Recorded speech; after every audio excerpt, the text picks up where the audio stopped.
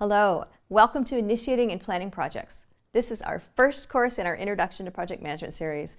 I'm Margaret Maloney, and it's my honor to lead you through this course, so I'm really glad you're here. After you complete this course, you will be able to identify the key characteristics of a project and identify project constraints. You will know and understand the role and responsibilities of the project manager and be familiar with the project organizational structures we frequently use to run our projects. You will see why a project charter can be useful, and you will know the key elements that go into a project plan. You are going to consider what causes conflict within a project, and you will gain an understanding of the difference between authority and influence.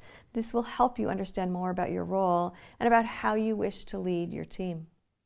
Are you ready? Let's jump in. We should start with the basics.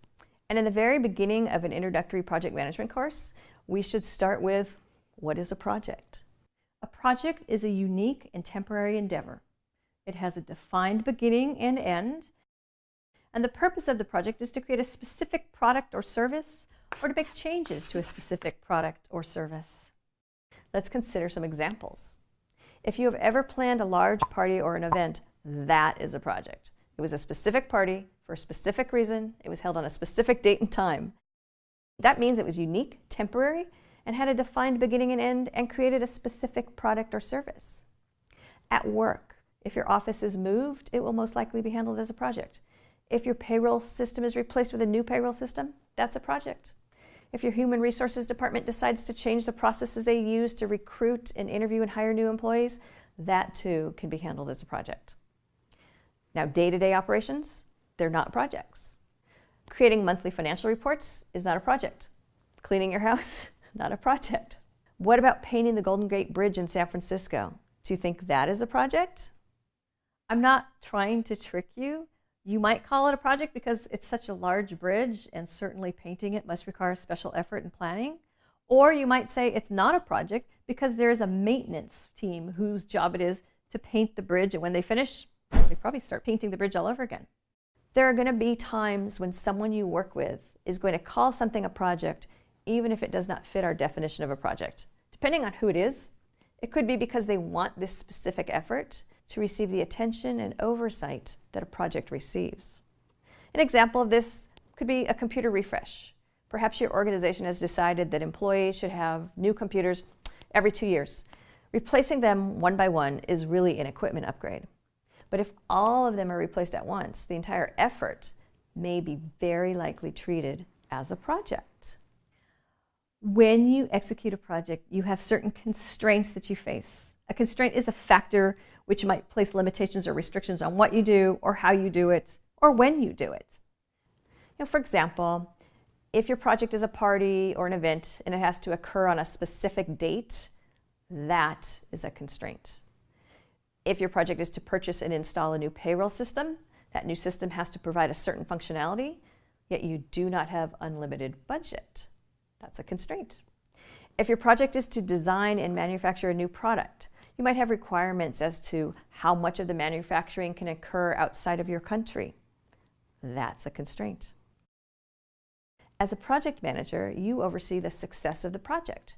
You are using your knowledge and skills combined with project management tools and techniques to ensure that project objectives are met. You are the one who is responsible for defining that special event or that payroll system or implementation. You help to ensure that the requirements are identified, that all involved are properly represented, and that communications are clear and well coordinated, and you lead the team to success. As we go through this course together, each area we cover is another part of your domain.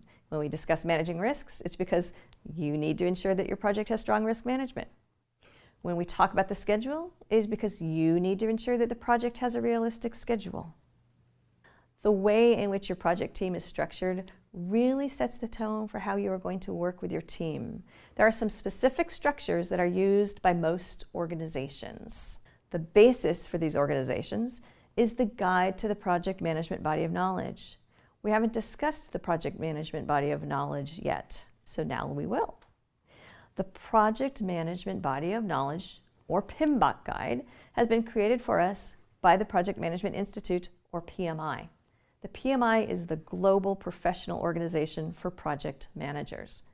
The PMI created and now updates the PMBOK guide to promote successful project management through standardized knowledge areas and processes which we use to manage our projects from start to finish.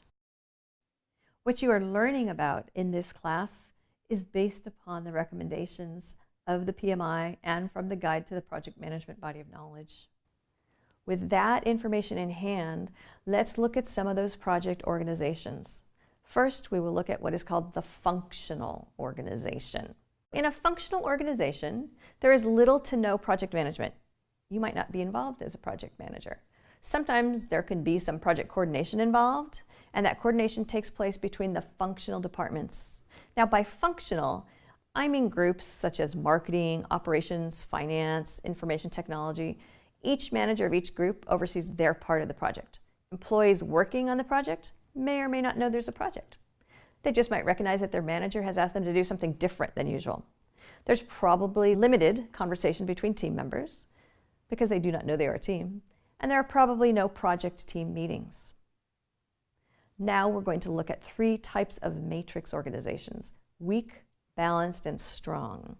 The designation of weak, balanced, or strong has to do with who has more power or control over the project, the functional manager or the project manager. And remember, that functional manager is someone who has a responsibility over a specific area and doesn't typically run projects. In a weak matrix, the functional manager is in charge, and he or she will probably have the assistance of a coordinator. The project coordinator will help maintain the schedule and the status and assist the functional manager, but the coordinator not going to have any decision-making responsibility.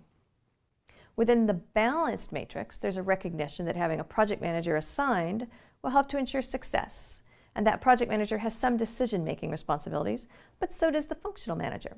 The project manager manages the team to stay within scope and schedule and budget, and the functional manager will make decisions as to who does the work and how that work is to be accomplished. In a strong matrix, the project manager has much more responsibility and authority, but not complete responsibility and authority. He or she still cannot make all of the decisions. Now, when we talk about a projectized organization, this is where the project manager is king or queen. The team is dedicated, works on this one project, and the project manager will act as the manager of the team, possibly even writing performance appraisals. So which one of these is the best organization? Now that's a trick question.